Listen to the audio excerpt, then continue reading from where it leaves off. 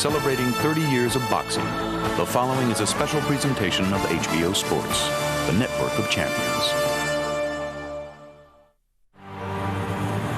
18 months ago, Bernard Hopkins' clinical dismantling of Felix Trinidad placed him squarely atop the boxing world. Absolutely astonishing performance. Not only did Hopkins become undisputed middleweight champion, but he finally emerged as a bona fide boxing superstar. A year and a half later, having fought only once since his Trinidad triumph, Hopkins has seen his star fade. Most fans have forgotten he has a record 15 straight middleweight title defenses to his credit. Carl Daniels in deep trouble. Tonight, Hopkins looks to make it 16 straight in his hometown of Philadelphia, and to remind us that the reign of the executioner is not yet over. Also, David Tua and Hasim Rahman renew acquaintances in a high-stakes heavyweight rematch that finds each man's career at a critical junction. Their first fight took place in December 1998. So far, a flawless performance by Rahman. With a title shot at stake, a hopelessly trailing Tua landed a controversial but crushing blow after the bell had sounded to end round 9. It was a punch from which Rahman never recovered. Tua slashing to the body with right and left. Rahman in trouble, and the referee's gonna stop it.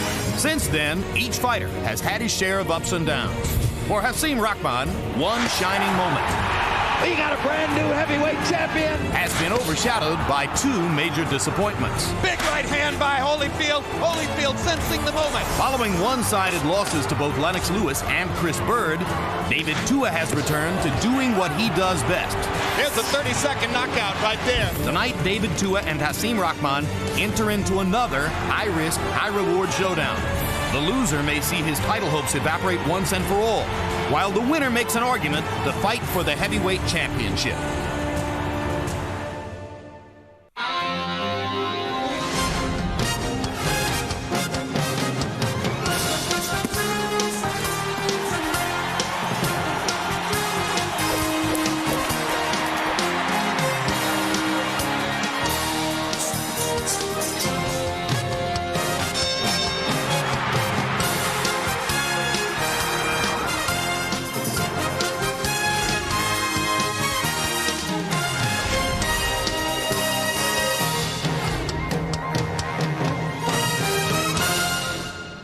Welcome to another edition of World Championship Boxing from the First Union Spectrum in Philadelphia, where this evening HBO Sports continues its celebration of 30 years of boxing coverage, building legends one round at a time. Tonight we bring you a doubleheader featuring three of the most familiar names in the sport. In the opening bout, heavyweights David Tua and Hasim Rahman face off in a rematch of their highly controversial bout of over 4 years ago, won by Tua. Then Bernard Hopkins puts his skills on display for the hometown fans of Philadelphia, defending his middleweight title against unknown Frenchman Murad Hakar. Tonight, the city of brotherly love, in fact call it the city of fistic fury, welcomes one of its own as hometown hero Bernard Hopkins looks to add to his record 15 defenses of the middleweight championship. Hopkins, who has held his title for nearly 8 years, defends for the first time in Fight Town, USA, Philadelphia. In our first bout of the evening, David Tua and Hasim Rahman do battle once again to settle unanswered questions related to their previous meeting, when Tua, behind on points, landed a big left hook after the bell at the end of round 9, leading directly to a questionable 10th round stoppage of Rahman. Those events set the stage for tonight's long-anticipated rematch. Hello again, everybody. I'm Jim Lampley. We welcome you to this World Championship Boxing doubleheader in Philadelphia, where the main event of the evening sees Philadelphian Bernard Hopkins defending the middleweight championship against unknown challenger Murad Hakar out of France. But by far the more intriguing of the two bouts is the preliminary. The heavyweight rematch 4.5 years later of David Tua against Hasim Rahman because of openings near the top of the heavyweight division. Now, the winner of this fight will move up as a potential applicant to fight for the heavyweight title, perhaps against Lennox Lewis, perhaps for one of the lesser belts now held by other fighters. Working with us, as always, two-time legitimate heavyweight champion of the world and HBO's World Championship boxing expert commentator George Foreman. George, the last time we saw Hasim Rahman 9 months ago in that bizarre fight against Evander Holyfield, which ended on the swelled head for Rahman, he weighed about 230 pounds. He comes here saying that he might retire if he loses to David Tua. Since he showed up at 260 pounds, seemingly 30 pounds overweight, has he already retired on the job? You know, it's a good thing about being a heavyweight. The scales are just a tradition mostly. Who cares what you weigh? The most important thing is, can he get in there and duplicate what he did the first time with Tua? He's an easy guy to box, but Tua's got this hard punch, by the way. Very hard punch. In fact, he's knocked out 2 former heavyweight title holders in 30 seconds or less, both John Ruiz and Michael Moorer. So we'll see if Tua's punching power can be the decisive factor against Rahman tonight. Everybody knows what David's main stock in trade is, Larry Merchant, HBO boxing analyst. Has he changed at all since the first fight with Rahman? Well, he's added about 20 pounds, but it took him 4 years to do it. Otherwise, he still sees every problem like a nail that has to be solved by his hammer, the left hook. True, he came up a few tools short against Lewis and Bird, but heavyweights lose. And here he is, one left hook away from becoming, once again, a big part of the heavyweight puzzle. And, Jim, that one place is Philadelphia, a left hook town. Yeah, David Tua has added a right hand to his left hook in recent fights, making him an even more formidable knockout puncher. Just ask Moorer, who went down at the end of the right hand, not the left. We've already told you the key factor in the tail of the tape, which is that Rahman has scored the first upset of the evening, outweighing Tua by 14 pounds coming into the fight. You can see that they're both 30 years old. Tua is giving up 5 inches in height to Rahman and 13 inches in reach. A moment here to illustrate our philosophy with regard to reach versus arm length. The measurement you see for reach on our tail of the tape graphic will from now on encompass a measurement across the back from fingertip to fingertip with the arms extended. Arm length, perhaps the more critical factor for a fighter, we measure from under the armpit to the end of the fist. So now back to the numbers on the tail of the tape, and you can see that while Tua gives up 13 inches in reach to Rahman, he actually gives up 4.5 inches in arm length when they're face to face. Punch stat numbers, Larry. Last fight, Rahman won it with his, or was almost winning it, dominating it with his high activity, throwing twice as many punches. At his current weight, it seems problematic whether he can duplicate that. He also threw an astonishing number of jabs, landed a very high percentage of them to keep Tua at bay. Can he do that consistently? Rules of the bout with our unofficial ringside scorer, Harold Letterman. The David Tua Hasim Rahman fight is scheduled for 12 rounds using the unified rules that you see on your screen. Jim, real quick, the 4 criteria that the judges will use to score each individual round: clean punching, effective aggressiveness, ring generalship, and defense, with a strong emphasis on clean, effective punching. Jim. All right, thank you, Harold. About a year ago, Hasim Rahman hired Bernard Hopkins' former trainer, Bowie Fischer. He fired Bowie Fischer on March 7th, 22 days prior to this fight. Then seemingly paired up with Buddy McGirt, although McGirt is contractually bound not to promote him. Here's how Rahman looked in his last fight against Evander Holyfield, June 1 of last year.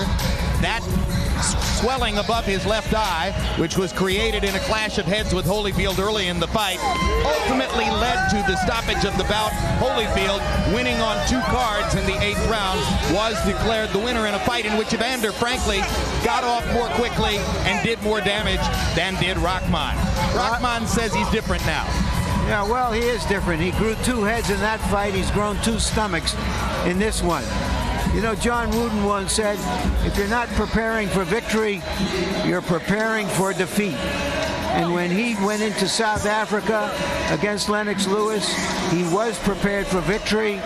He doesn't seem to be prepared for that tonight. Does it appear to you, Larry, that the money Rahman made from knocking out Lewis and then fighting the rematch was basically what he wanted out of boxing?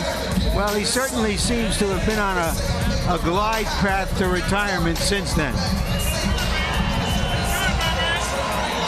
Still one of the most skilled boxers in the division when he is on. Hard to imagine that he can do at 259.5 what he previously was able to do at 226, 227. Make it happen. The size which seemed to be best suited to his style in the ring. Now here comes David Tua. And you can see that his last 3 fights have all been knockouts, all under the new training tutelage of his longtime manager, Kevin Barry, the man you see over his right shoulder as he comes into the ring. He's restored himself, and Barry says because he is essentially a kind of a freak. Here's a man who has fought over 40 heavyweight fights, has never been knocked down, and has never cut. He's got the chin and the skin. And as Larry mentioned, the huge left hook, quite possibly the biggest puncher in the division. We told you about the quick knockouts of fighters like Ruiz and Moorer. He also specializes in knockouts when coming from behind, as was the case against Rahman in their first fight. Now let's go to ring announcer Jimmy Lennon Jr. for the official introductions.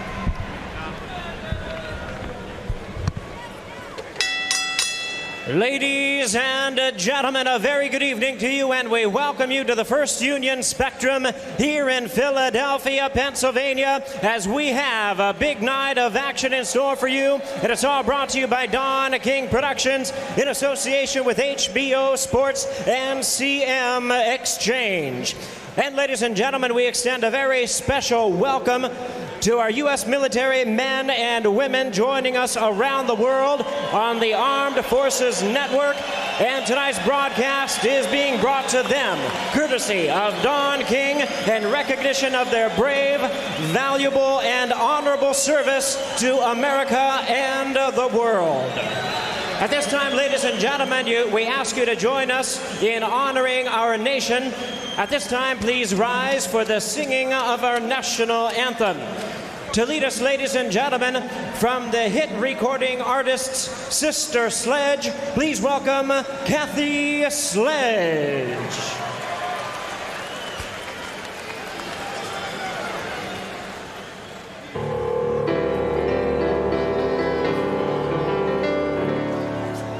Oh, say, can you see by the dawn's early light what so proudly we hailed at the twilight's last gleaming, whose broad stripes and bright stars through the perilous fight o'er the ramparts we watched were so gallantly streaming, and the rockets rattling, the bombs bursting in a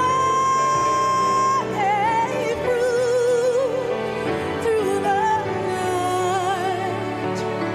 that our flag was still there. Oh, send us that star-spangled banner yet wave o'er the land of the free and the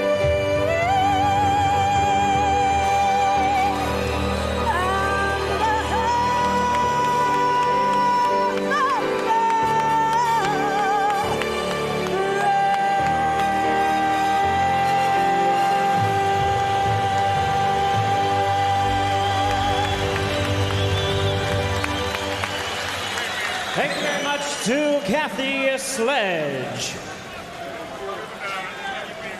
Well, fans, this bout coming away is sanctioned by the IBF, the president, Marion Muhammad, supervisor Mahasan Scott, along with the Pennsylvania State Athletic Commission, the chairman, Chuck Bednarik, Commissioner Andy Apollo, Executive Director Greg Serb.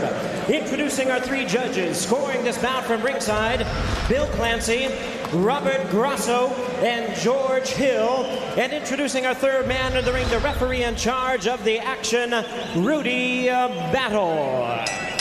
All right, fans, here we go. 12 rounds of boxing scheduled. A rematch showdown for the IBF Heavyweight Championship elimination. Introducing to you first on my right, fighting out of the blue corner, wearing black trunks with red trim, joining us from Baltimore, Maryland. He weighed in at 259 1/2 pounds with a record of 35 wins and 4 losses. He has 29 wins coming by way of knockout. He is currently ranked the IBF number 4 heavyweight in the world. Ladies and gentlemen, please welcome the former heavyweight champion of the world, introducing Hasim Rahman.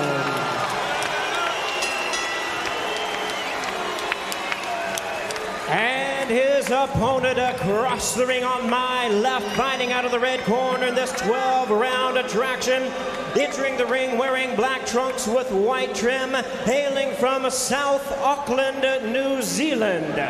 He weighed in at 245 pounds. His record stands at 42 wins, 3 losses with 37 big wins coming by way of knockout. Holding the NABF title, ladies and gentlemen, he is the IBF number 3 ranked heavyweight in the world. Please welcome a man known as the Tua-Man, introducing David Tua.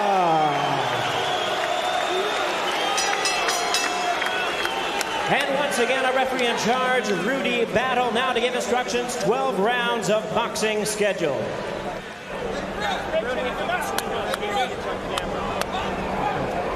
Make sure you're in the back.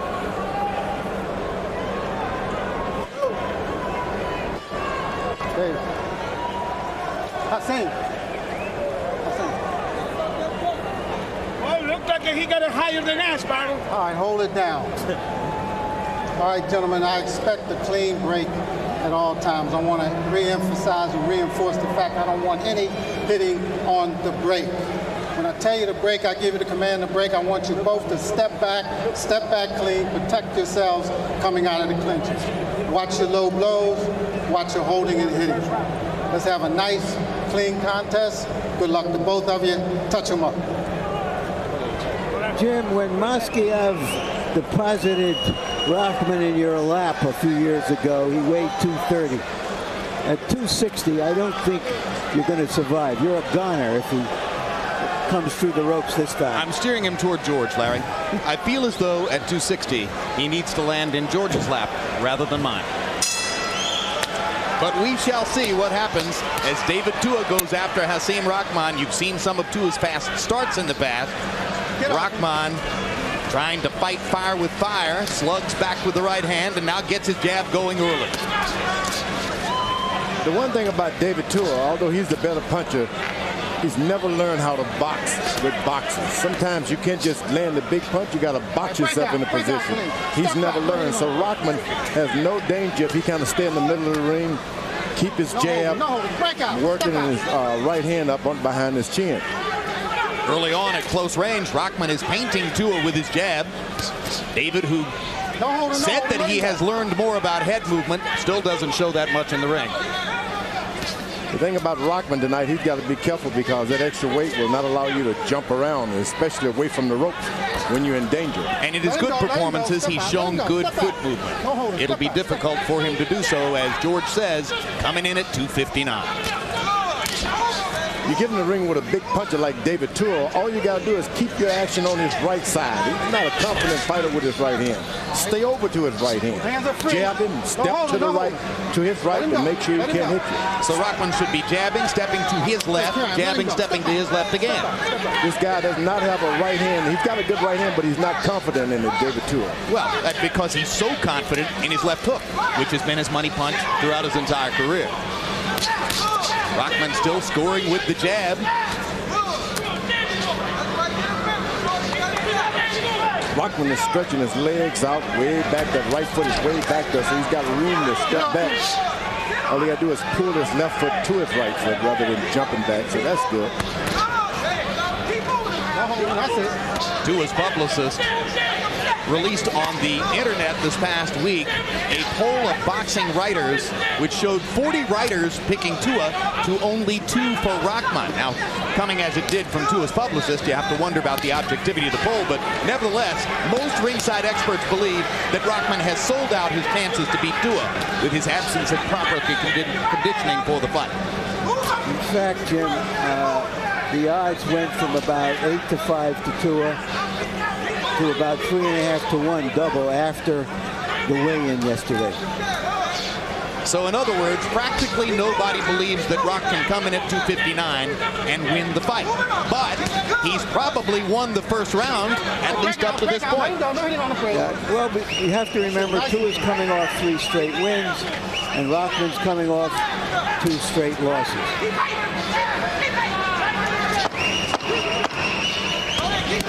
Rahman still beating Tua to the punch for the most part, landing his jab and successfully negotiating from the center of the ring through round 1.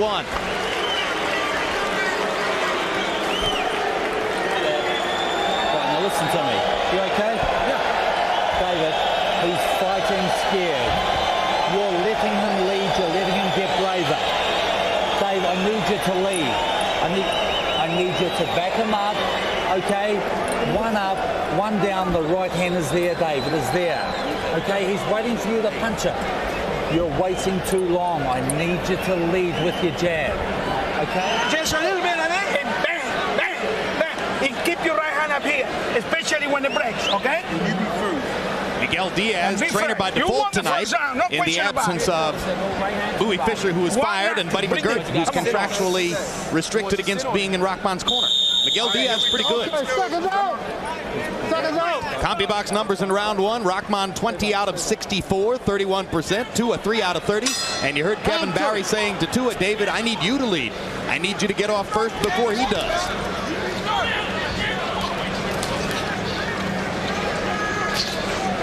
If I'm Rahman, I'm not going to let a guy in the skirt with me. He is wearing a skirt, isn't he? But it's tribal from Samoa. Step back. No hitting on the brakes. David, as you know, was born in the westernmost and least populated of the Samoan Islands before moving at age 9 to Auckland, New Zealand, where his father used to make him fight grown men in front of their family store. Big left hook lands for Tua. Crowd oohs and ahs as Tua gets his money punch in for the first time. And again. And what's interesting here is on both occasions he's followed up his left with his right, which is something he rarely did in the past. Step out, let him go. Rahman, when he gets close to the ropes, bad things happen to all of those guys who fight punches.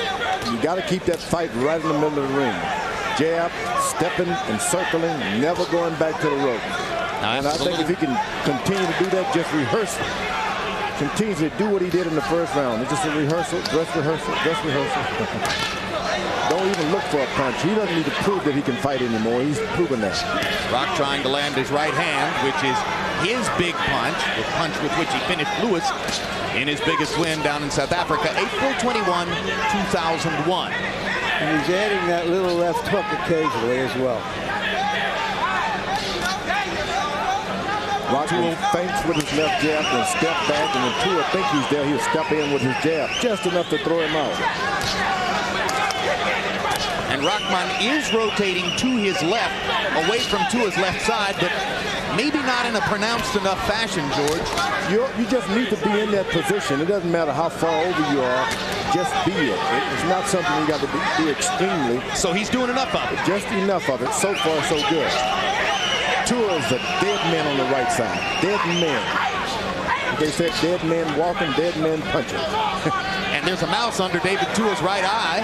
The damage already done by Hasim Rahman's early use of the jab in this fight. It wouldn't be nothing wrong with Rahman going here and boxing this guy round after round. He's been knocked out a few times. He's got nothing to prove. Well, he won the first 8 rounds easily in Miami before Tua finally started to get to him in the 9th with left hooks. But David, as I mentioned, is accustomed to fighting from behind. He was well behind against Okendo when he knocked him out. He was even with David Izon after 10 when he knocked him out. He was even with Oleg Moskev after 10 when he knocked him out.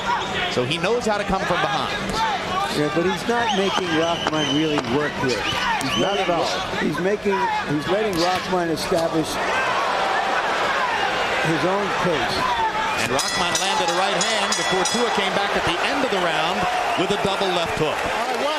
Meanwhile, we ask you to mark your calendars for these upcoming shows. Later this evening, don't miss the latest installment of our Legendary Night series, commemorating 30 years of HBO boxing coverage when we bring you The Tale of Hagler Hearns. Then on Wednesday, April 2, catch the premiere of Legendary Nights, The Tale of Hagler Leonard, most remembered for Ray Leonard's improbable comeback victory after years in retirement. New episodes of Legendary Nights debut each Wednesday at 10 p.m. April 15, Real Sports with Bryant Gumbel returns. We'll take a look at the dangers of tough man competitions where 3 deaths have been recorded in a 6-month period. And on May 2, join us for the kickoff of another season of On the Record with Bob Costas, now in its 3rd season. We look for more interviews, insights, and features on entertainment, sports, and everything in between. CompuBox numbers through the 2nd round. Jabs, Tua 11 out of 65. Rahman 33 out of 124. He's thrown his jab an average of 62 times per round in the first 2 rounds. He's actually increased the high tempo of the first fight by 50%. Pretty amazing. Not what you would have expected given the weight.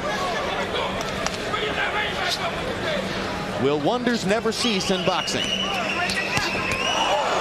David Tua is just gambling with that left hook. Rahman keeps his right hand up by his face. Some trainers told him something right. Tua trying to show more head movement. You can almost see him thinking, I'm supposed to move my head more. When a guy's out of shape like Rahman with all the extra weight, you got to make him throw a lot of shots so he can get tired and start breathing hard. If not, he can just sit back there and relax. Never get tired. Is it possible that even with the extra 30 pounds, he's in better shape than we give him credit for? I like to think the bigger you are, the better, because you know to sit down, don't start doing any extra bouncing, don't overexert yourself. All of these things make up for a better fighter. Because Rahman is making his point in the first 3 rounds, showing the movement with which we've associated him in the past, and landing heavier blows than has previously been the case in some instances, maybe because of the additional weight. Got his left hand working. I mean, that's what you tell guys to do in the gym when you go spar. Just throw your jab. Don't do anything else. Just jab. Bust your guy up. And both of Tua's eyes beginning to swell. Swelling under the right eye, swelling at the outside of the left eye for David. Rock continues to land the jab. David Tua is a very effective puncher when his opponent is against the rope. Hasn't been able to get guys in the middle of the ring, so he needs to push his fight backwards and backwards. He hasn't done that. It's a circle. It's a circle. Rahman has not been able to be pushed to his right side at all. Well, you saw the graphic that showed the 4 3/4 inch difference in arm length. When they stand face to face in the center of the ring like this, Rock can land his jab, and Tua has trouble reaching him. Hard right hand by Rahman. David Tua's chin is legendary. You heard what Larry Merchant said about him before the fight. Out of the ropes, getting closer to the ropes, and that's what Tua wanted. I don't see George how 20 extra pounds around his belly help him to be a better fighter. That's right. Some of the big weightlifters, some of those guys that lift up a lot of pounds, they use that belly to their advantage. When you're doing a box, that belly can give you that center of gravity. Time will tell. Rahman is getting closer and closer to the ropes. That's where Tua will start to take off. If he can get his back on those ropes, things can change. And there's blood beginning to trickle from David Tua's nose as Rahman continues to do physical damage with his early jab assault. Tua almost caught him with a counter left hook.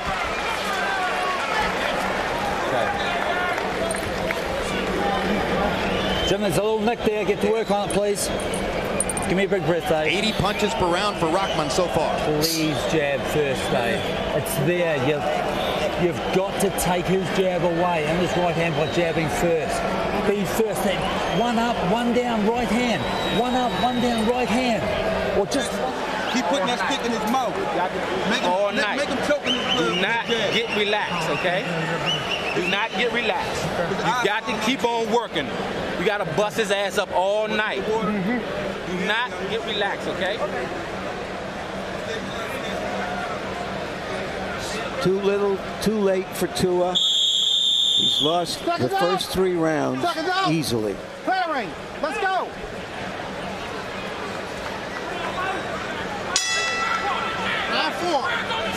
Joe Frazier was a left hooker, but Joe Frazier knew how to get into an opponent's body with his head and shoulder movement where he could operate and break a fighter down. Tua doesn't. Harold, how do you have it scored through 3? Okay, Jim. Well, I agree with our esteemed colleague, Mr. Merchant. 3-0, 30-27, Hasim Rahman. Jim, in the first 2 rounds, Rock won it with the jab, but in round 3, he started to drop the right hand. In other words, he turns it over and drops it down onto it. Drops it, nails him on the nose. Jim, I gotta make mention of that beard of David Tua's. The rule is this: if the beard cushions the blows, or if the beard scratches an opponent, it's illegal. That beard is cushioning blows. And 2 things happened while you were talking, Harold. Number 1, Hasim Rahman flirted with the ropes, almost put his back against the ropes. George Foreman was pointing to make the point that's the first time that he almost had his back against the ropes. That's where Tua wants him. Then when he brought Tua near us on the ropes, Rahman leaned over the top of Tua, looked at me and said, "I'm leading. I've won the first 3 rounds," which only goes to show you that he too is scoring the bout. But those left hooks that are coming in now a little more frequently are starting to rock Rahman a little too much. He's been caught with 2 of them, and you don't just recover just like that. Rahman's pace finally beginning to slow. He set a CompuBox heavyweight record, guys, by throwing 83 jabs in the 3rd round. That's the most jabs in 1 round ever for a heavyweight in a CompuBox charted fight. Rahman is doing a good job, but he hasn't gone to the body of Tua once. You want to jab the guy, you want to beat the guy, but you got to go down to the body in case you run out of jab. His strength is starting to go away. And Tua swollen under both eyes, bleeding from the nose, bleeding slightly from under the left eye. So the time is shortening for David Tua, who's getting himself into danger against Hasim Rahman and may need to mount a more aggressive assault. Rahman got to go to the body here. Hasn't gone to the body enough at all to weaken this big, strong man. One to the side that time. Let him go. Step back, both of them. Let him move. David Tua expects to lose first, second, and 3rd round. So you can't just discourage him like that. Tua with that haymaker left hook. And Back is Rahman closer to the rope. That's right. Rahman almost had his back against the ropes.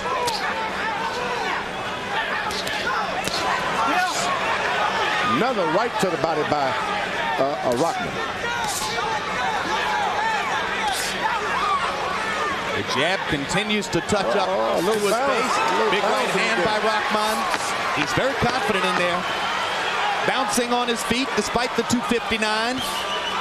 There's no shame in his game. Wow.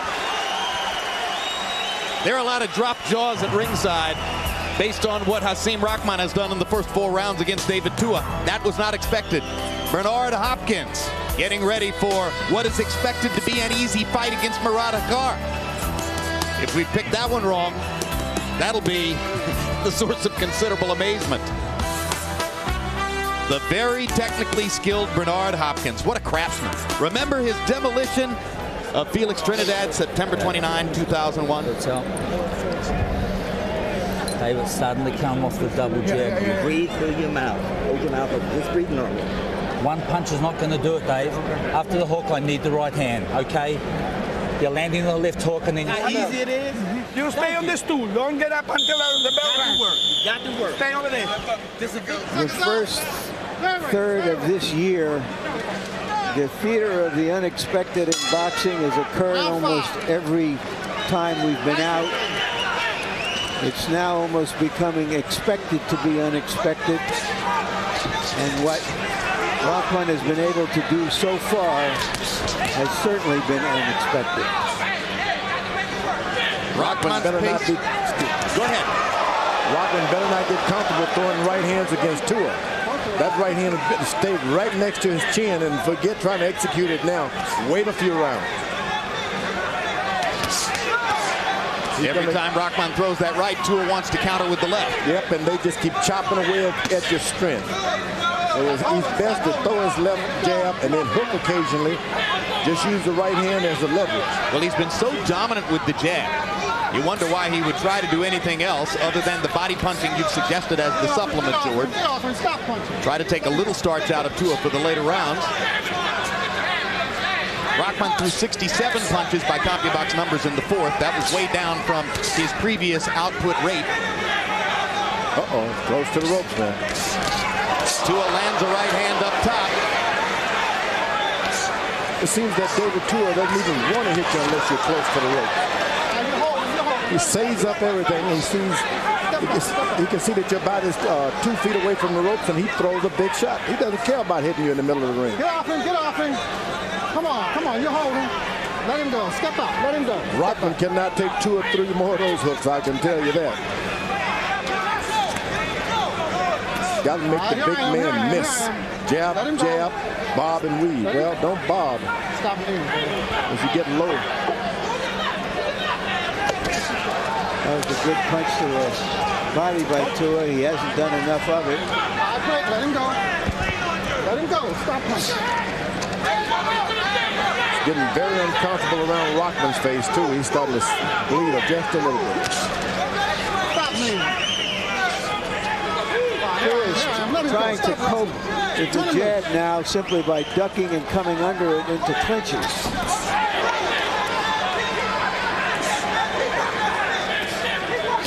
Tua's corner told him to throw that right hand and throw the left and then finish with the right. He hasn't done that yet.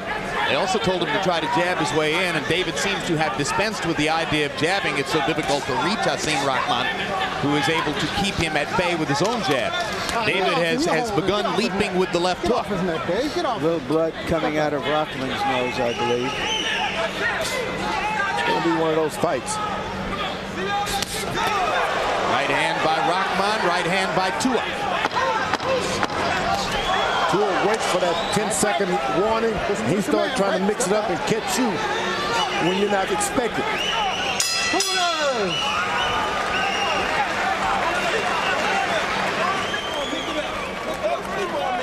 Get your hands down. Get your hands down. Get on your toes. Get your hands down. Hey, listen to me. Breathing. Listen to me. You cannot do that. When you break, be alert. Don't go down with your fucking hands down. Okay? Breathing. Set it up. Push him back with the double jab, then bring it over. And give me both sides, the right hand and the left hook. Okay, can you do that for me this round? Give me 2 jabs, the right hand, the left hook. Stepping with each punch, back him up. The right hand is there. I want you to keep throwing it, okay? Not the left hook by itself. Set your punches up. Set them up, Dave. Come on, we're breaking this guy down, but you got to give me 2. Jabs in round 5. Rahman, who threw 83 of them in round 3, was finally down to 38. A considerably more human number in round 5, but still, Tua threw only 11 and landed 2. Rahman still winning the jabbing contest and still leading in the fight, although Harold Letterman gave the last round to Tua. Tua's corner told him to lead with the jab, and that's the bad advice. You can't give him that. Tell him to do the other things, but leave the jab out of it because he gets beat to the punch with the jab.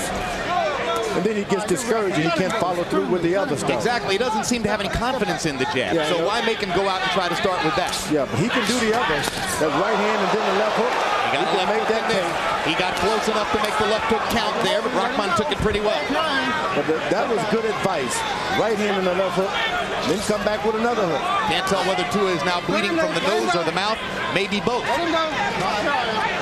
Let him go. Let him go. Step back. Step back. Step up.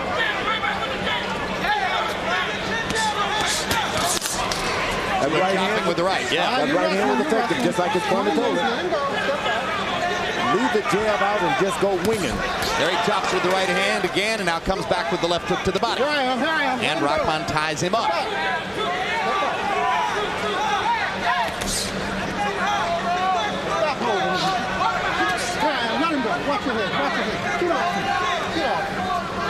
One thing, when you're big like Rahman, you can do a lot of leaning and a lot of damage with that leaning.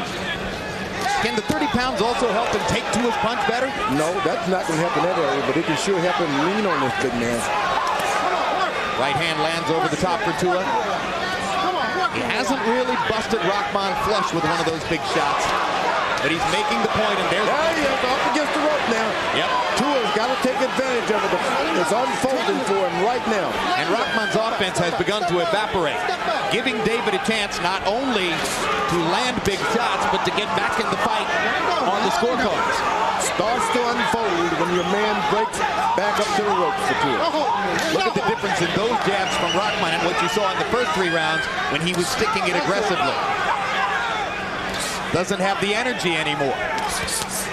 Start getting hit a few solid punches, you're not as eager to let your hands go. If Tua was a thoroughbred, he'd be the ultimate come-from-behind horse. Silky Sullivan. Silky Sullivan, whirl away. Carry back. You're holding, get off him. Stop leaning on him. Stop leaning. That's a good idea for Rahman. When the referee said break, don't you do it. Let him come in and break you. Use as much time as you can. Here I am. Stop leaning. Let him go. Step back.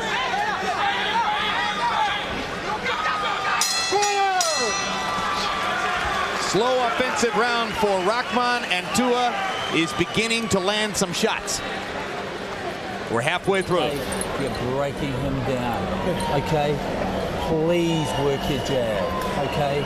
Please do it off the jab. Don't let him hold you. He's tired. The shots are there, Dave. Both sides. The right hand, the 45. Forget about the hook. The right hand, then the 45. He's ducking into it. Okay? Don't let him hold you, and don't, be first. Here's a medley of jabs from Rahman. This could be 4.5 years ago. It is tonight. He's just impaling Tua on the end of that jab. Can he sustain it through the second half of the fight? CompuBox numbers in round 6, Tua 8 out of 25, but they were big shots. Rahman 11 out of 39, but 8 of them were relatively weak jabs. So maybe the numbers are slightly misleading there. As we go to the 7th round, David Tua is in a familiar position, probably behind on the scorecards, trying to reel Hasim Rahman in for a knockout. Harold, how do you have it so far? Okay, Jim, 4 rounds to 2, 58-56, Hasim Rahman. In rounds 5 and 6, Jim, Hasim Rahman went to a tactic he's used very early in his career. He's doing it right there. He grabs the guy and rides him across the ring. He leans on him so that he pushes Tua backwards, so that Tua has to, use up a lot of energy in his legs. Rahman always used to do that, but in the old days, he used to punch while he was riding the guy. This time, he's just holding him and leaning on him. Anyway, Tua gets in good left hooks, wins round 5 and 6.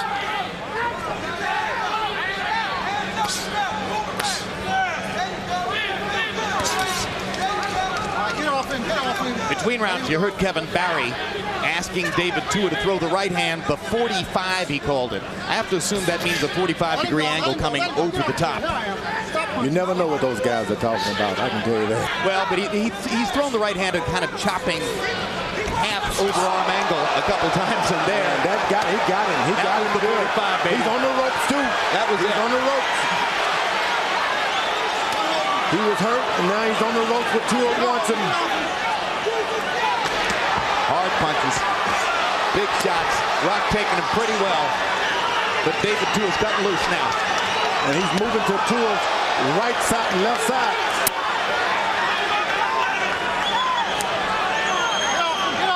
If Tua can make his point with the right hand, he'll put Rahman over on the other side where his left hook can become the critical factor. The right hand is just something to shake you up and make you start getting out of the way from it so you can go to the hook. If you remember, when Rahman got into trouble against Corey Sanders a couple of years ago, he unleashed a punch of his own that changed the fight. But can he do it against the Tua? Tua is so low to the floor, it's just hard to get a good shot on it. Rahman, of course, said he wasn't surprised by Corey Sanders' destruction of Vladimir Klitschko because he, having been in with Sanders, said, hey, nobody ever hit me harder than that guy.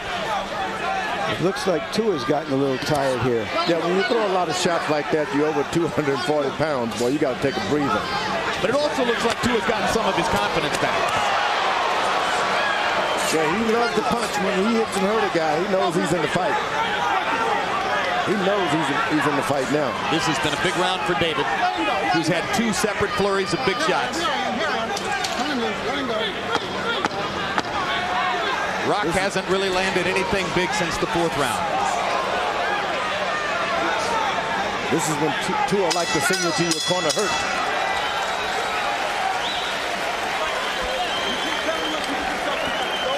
Get your hands down.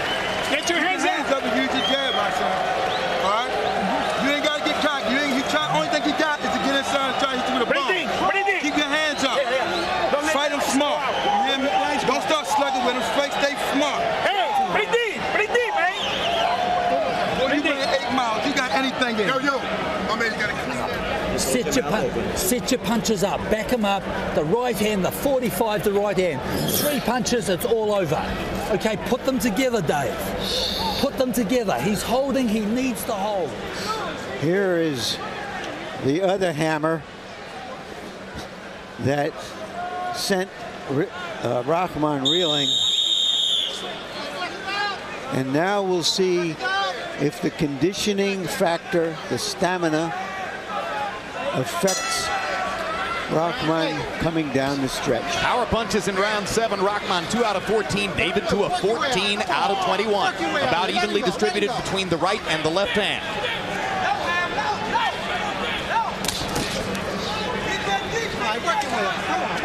Yeah, if you're Rahman, you jab, then you get in the clinch and hold, count to 5 before you let go. Make these rounds pass with not much action.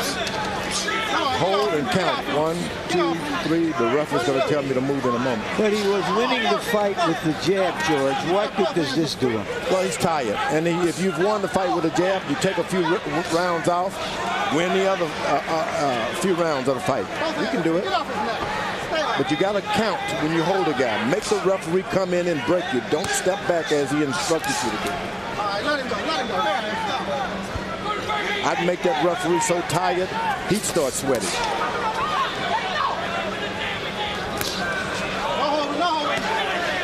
Let him go. Get off him, man.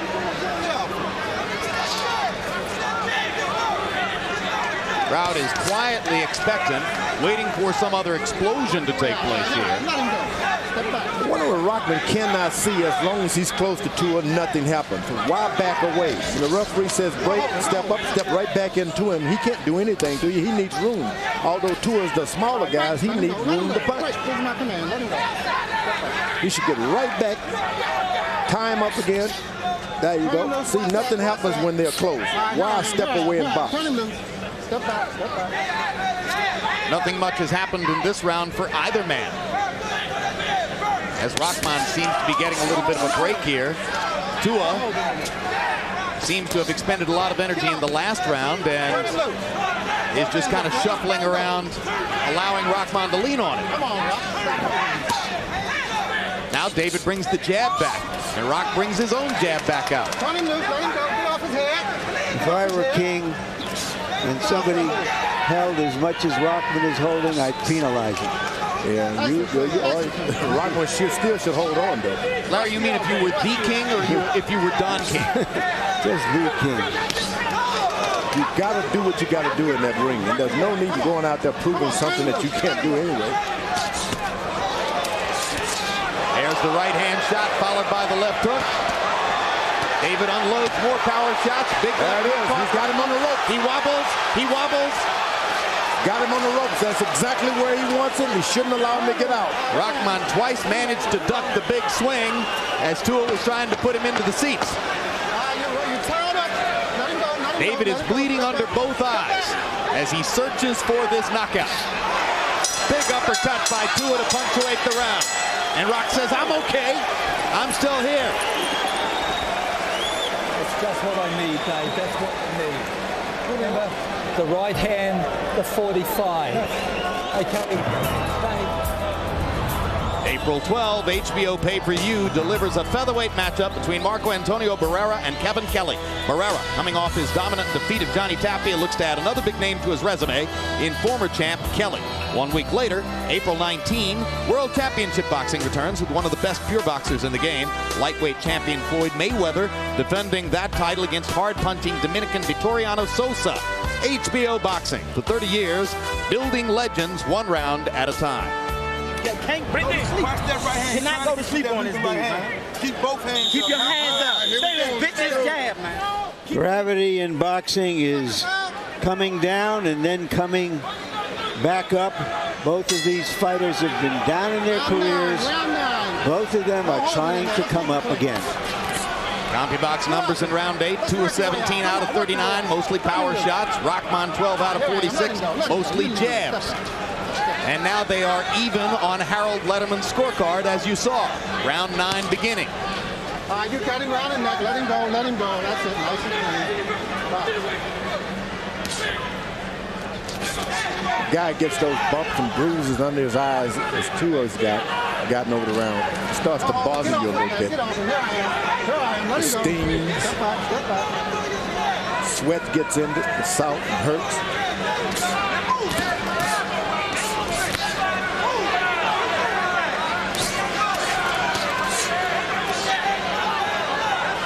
Rahman trying to go back to the jab, reestablish the tactical dominance that he had in the first 3 rounds.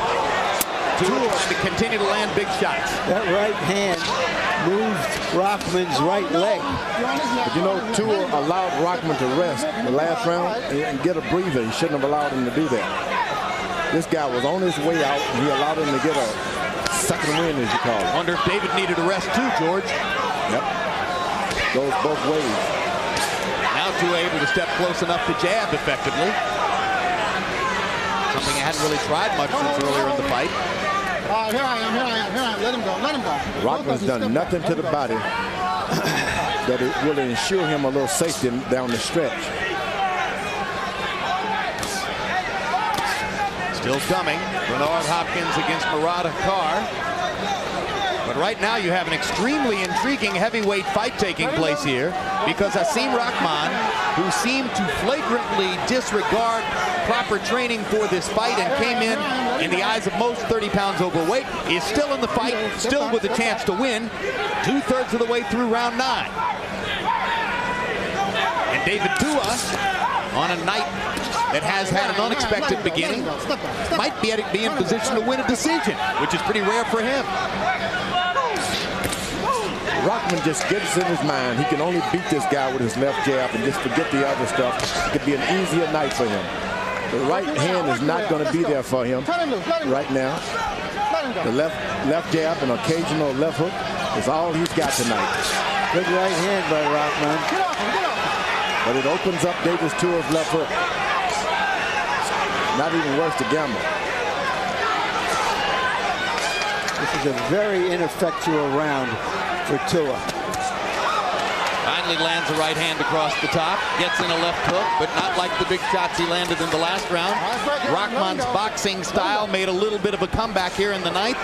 There's another right hand swat by Tua, but they're 3/4 of the way through, and Hasim Rahman is still standing, still in the fight. Listen to me, mate. Yeah. Hey, Dave, you didn't throw enough punches that round, Dave. You didn't throw enough punches. Dave, hey, this is round 10. We've got 3 rounds to go. I need, listen to me. I need every round like it's the last round. You've got 3 rounds to break this guy down. Now, come on, mate, I mean it. Don't. Train full. Stay low, throw that jab, and be first. Now this separate the men of the boys. These 2 rounds separate the men from the boys. You're the champion of the world. You got to do it. Keep your hands up. Do it. You want to go get that trophy back from Lennox, right? We're going to take him, and we're going to keep the belt from him, and we take him. We're going to get back. Keep the tour Here we go. Let's go. Let's go. Well, what Kevin Barry was pointing out was that Tua didn't throw enough punches. Only 31 thrown in the 9th round. Rahman threw 55 as he made a little bit of a comeback. They both landed 12. Round 10 begins.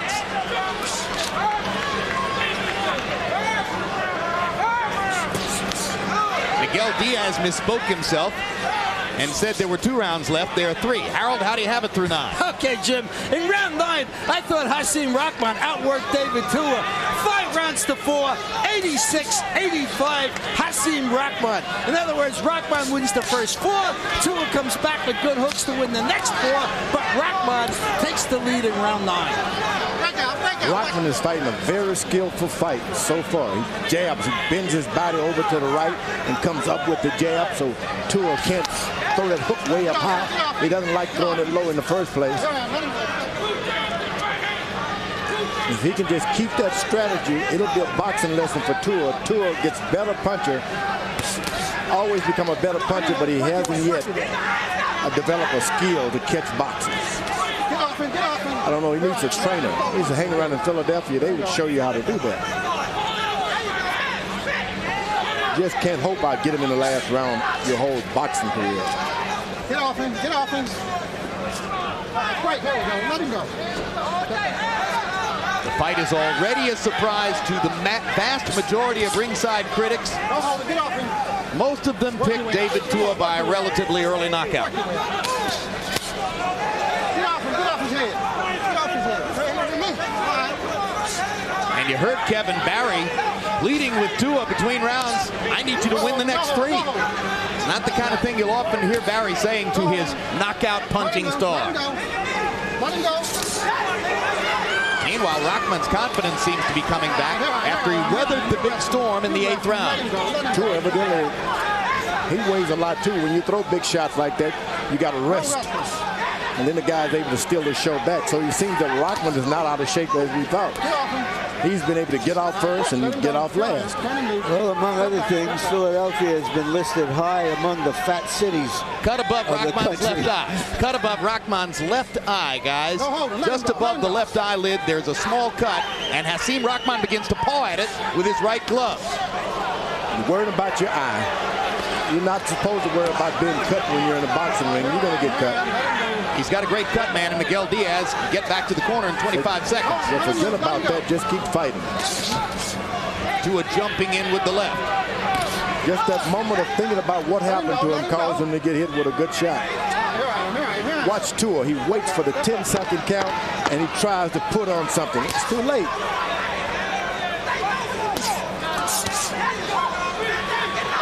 Reaches out for desperation. Tough round to score. Interesting battle with 2 rounds to go.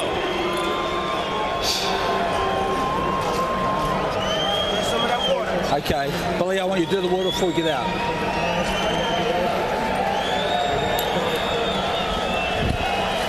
Okay, mate, I need these last 2 rounds, Dave. Come on, mate, head it through. Breathe deep. Breathe deep. Let me have your face. You look good, baby. Feel good. 2 rounds of jabbing. You hear that? That's all. Yeah. Suck it up.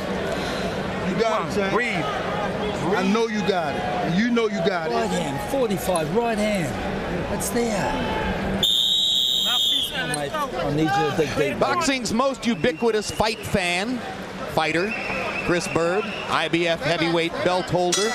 Winner of this fight, Larry Merchant, becomes a mandatory for Bird's version of the heavyweight title. Is that correct? That is correct, which doesn't necessarily mean they'll take it if they could get a bigger fight, but Rahman probably would take it. Tua, we don't know. Harold Letterman, as you can see, believes Rahman won the 10th and now has on Harold's card a 2-point margin in the fight. Rudy Battle looks at Hasim Rahman's left glove. David Tua only threw 29 punches in the 10th round. He doesn't have the energy to do what Kevin Barry's asking him to do. He's not pressed the issue at all. Tua has allowed this man to stay in the middle of the ring the whole fight. He had the strength, he had the punch, and he let it get away thus so far. If Rahman can get done what he wants to get done tonight, weighing 259, he will have confounded all of the experts here. The weight is never an issue. It's the desire of a man. Sometimes the weight means he's relaxed when he was training. Didn't get scared. Well, he was reported to training at somewhere between 280 and 300, George. So he's in good shape. That's a lot of relaxation. When you go into training camp and you relax and you have a good training camp, you don't get scared and try to lose a lot of weight. It's not going to make you heavyweight. So. Let him go. Work your way. Come on, work your way. You hooked up. David Tua looks spent, but we've seen him in this condition before. Well, these two guys have spent the better part of 21 rounds in the ring together, and Rahman has probably won about 17 of those rounds, but Tua still has a chance to knock him out. Lands a right hand there. Left hook there. He's so predictable that all you have to do is keep your hands in a certain position. With Tua, he throws the left hook in the same spot. You just put your hands up with it. If he'd even throw a right uppercut now, he could be effective. That's so true, George. You make a great point. He doesn't work up and down. He doesn't go side to side. He really doesn't have any variety in his game. And all you do is put your hand in a certain position and you got it. Lean in a certain position, you got it. Both hands are free. Get off. Rahman is learning now how to become an elite fighter, how to box. Let him go. I think Chris Berg went in his dressing room and gave him a little counseling before the fight, which is not fair. Get off. Come on, let's work your way out. He's the king of the boxers these days. You think Chris Berg's advice is too good, huh? Yeah, you don't want him giving you some advice about boxing. Big punches by Tua, and he backs Rahman up with a right. There you are. Now you got him against the rope. You got to go for the finish. He's got him going. But Rock comes back with a jab and a right hand and fights his way off the ropes. And ties him up and lean those 250 or 60 pounds tonight. Probably tonight is about 260. Dangerous moment, properly saved by Hasim Rahman. He's going to make it into the last round. The guy's trying to hit on the break Tua. That's all he's looking for. Hit when the bell rings. You don't deserve to win like that. Okay. Come down to the last round, man. Working it down. You cannot wait, Dave. You cannot let him hold. I've got to stay low this whole round. Hands, I don't want to see your hands down on the break. When you break it, you leave your hands to the referee again. We don't want that again, all right? Keep your hands up this whole. I need him out. Okay, I need you to put 3 or 4 punches together and he's gone. Okay, can you do that for me? Come on, mate. Dig deep. Inshallah. You got to move him. Inshallah. Keep moving, okay? Don't let him get set. Let me see your hands come down. Keep your chin down.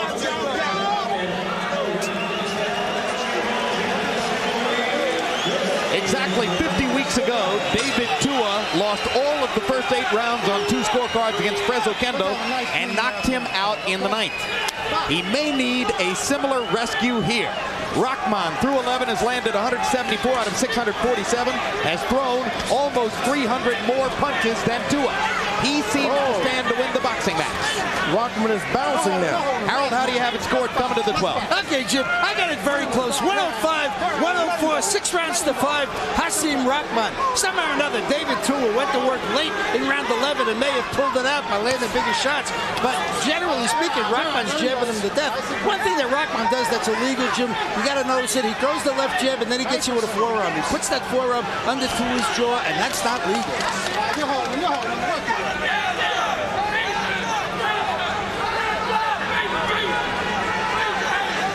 Kevin Barry told Tua he needed lots of activity in the 12th round. He hasn't gotten off so far. This may be the time that the late-running horse just can't catch the leader. Tua hasn't given up. Still got the puncher's chance. But I think Rahman has been there, done that before. He knows that better than we do. Tua did knock out David Izanrate, later David Izon, when he changed his name, in the 12th round. Rock seems tonight to have a better chin than Izon did.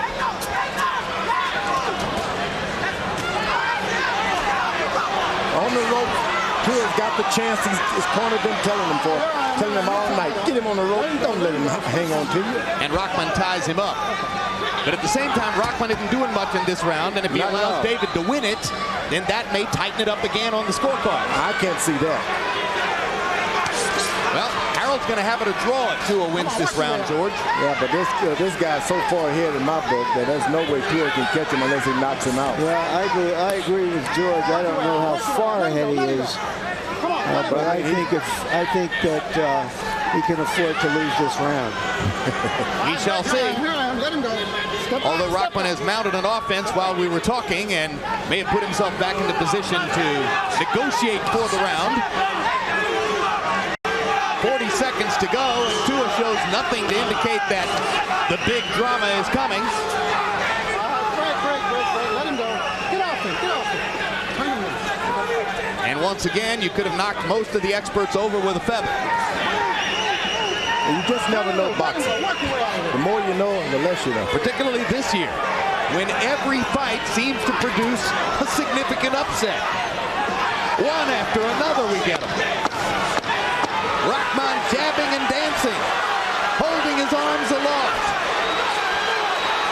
Tua trying to end it in the closing seconds, and he's the one who goes down on a punch after the bell. And Rahman comes over to show us his left arm.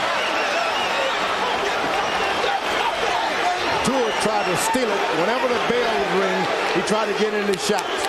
And that's not good at all. Crowd boos Rahman for celebrating. I don't see why. He deserves to be proud of himself. Yeah, he did a good job this time. But if you're sitting in the bleachers and you see all those big shots that David Tua throws, that tends to influence you, George. Wouldn't influence me. George is clear in his mind on who won the fight, that's for sure. Harold, what does your card show now? Okay, Jim, I thought that might have been a knockdown. I'd love to see that again. That was damn close. Something hit David Tua, and it wasn't the referee, and I didn't touch him. 115, 113, 7 rounds to 5, Hasim Rahman. Jim, I don't know. I just think he may have pulled it out with that last punch. Rahman, I thought, lost the 11th, but certainly I thought he won the 12th with that, with that shot that virtually knocked Tua down. So. But Harold, it was after the bell. Well, I don't know. To me, he hit him. He just nailed him. I don't know. I'd have to see it in real time again, Jim. That was close. Can we see it? I'm asking the production truck now. Can we see it with the sound?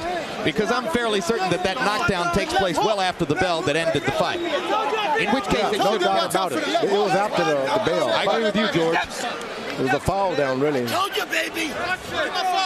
You think Tua went down as much from exhaustion as from the punch? No, he just slinging punches and got off balance, and the guy just kind of met him with some kind of... All right, let's listen.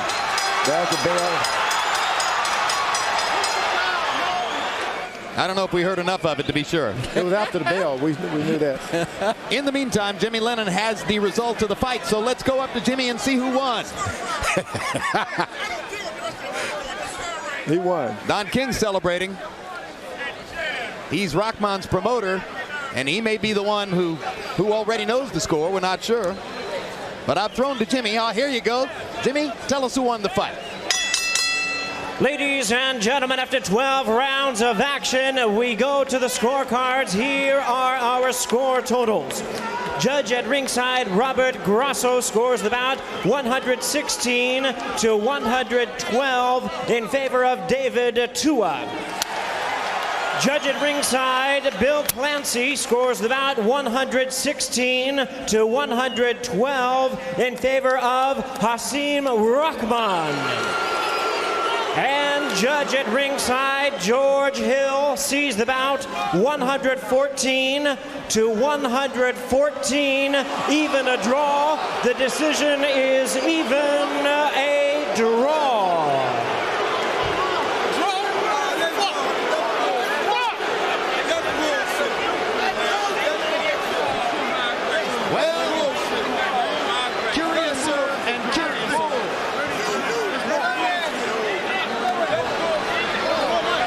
The strange actions of the heavyweight division continue as this bout is declared a draw between Hasim Rahman and David Tua.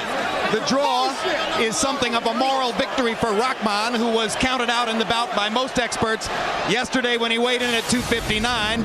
The draw is something of a loss for Tua, who became a heavy favorite in the fight and exits without the expected victory.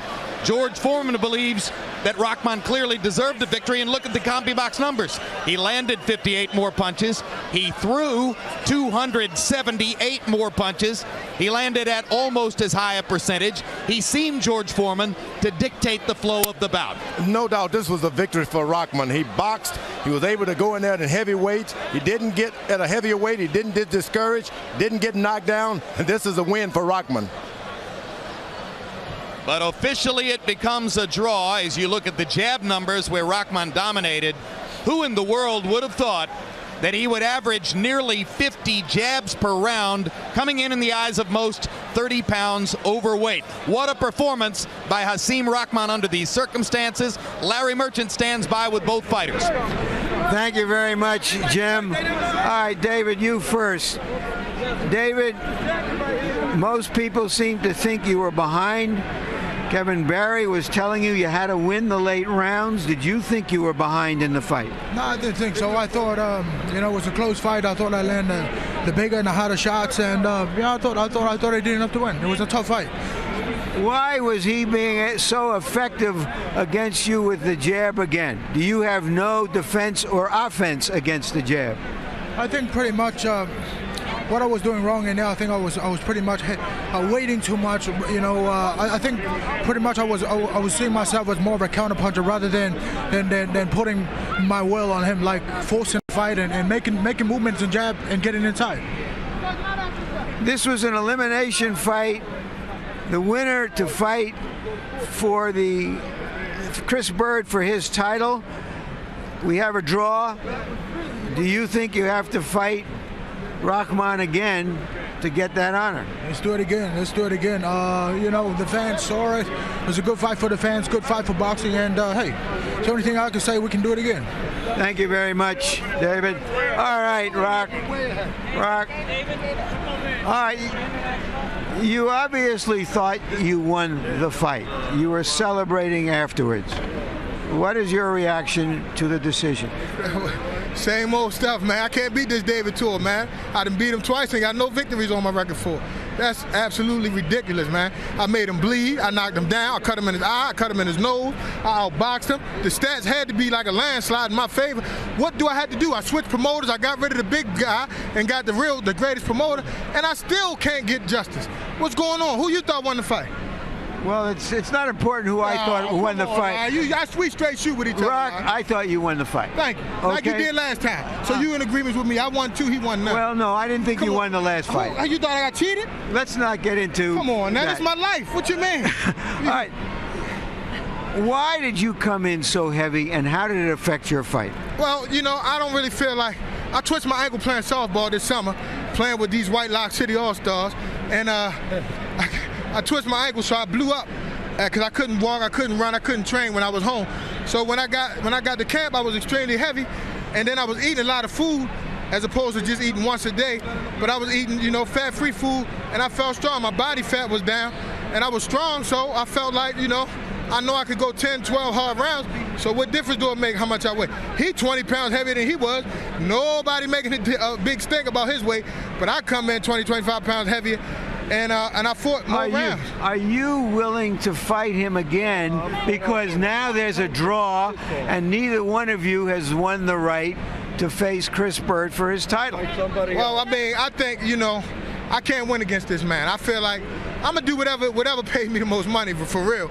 So if David Tour presents the biggest money fight, then so be it. But the public know who won this fight, man. All the experts, y'all know who won this fight. I got hit with the hook, y'all see, he hit me with the hook, he hit me with the overhand right. I made him bleed out his nose, his mouth, his eyes, and knocked him down. What else can I do to the invincible David Tour to get justice? What else can I do? Well, he's him and he bleeds. These are 3 different judges from the ones in the last fight. They came up with this decision. I believe that the media, tarnished their judgment. They thought it don't matter what the score is going to be. He's going to knock me out in the later rounds anyway. So that's going to be all moot anyway. So I believe they just was writing down whatever. I got to call it like I see. They could not have gave him that round, the rounds that they gave him on merit. He didn't do anything. All right, thank you very much, Rock. Jim? All right, thank you very much, Larry. Well, George, at the end of the day, the real winner is whoever looked to the public and to the boxing world like he'd have a better chance against Lennox Lewis. And frankly, I agree with you. That's Rahman. Yeah, in reality, though, it was a good fight, and we got to wait for what's coming up next. But David, that's already yesterday. David doesn't seem to be improving at the rate necessary. As a matter of fact, he seemed to be going downwardly. He cannot adjust to boxers. You put a jab on him, he doesn't know what to do. And I'm now thinking maybe Rock should stay up around 250 or something like that. I mean, he didn't look bad. Don't do anything to change anything now. Go break your leg playing basketball again. Larry, got any final comments on Tua Rahman before we go forward here? Well, we thought that in the Rubik's Cube that the heavyweight division is, with 6 sides and 9 pieces to each side, that we would get some kind of decision tonight that would give us a better picture. But obviously the heavyweight division doesn't work that way. Just for your information, what we know about Lennox Lewis is that he will fight on June 21st. We don't know the opponent. Possibly it will be Rahman again now, possibly Kirk Johnson. Probably not Vitaly Klitschko, who may or may not be a mandatory. That's for the legal guys to discuss. It hurts my head even to think about all the stuff going on behind the scenes. Roy Jones is aiming for a fight with Evander Holyfield, and the heavyweight division is just as jumbled as it has been before tonight. As I said, curiouser and curiouser. Meanwhile, still to come tonight, Bernard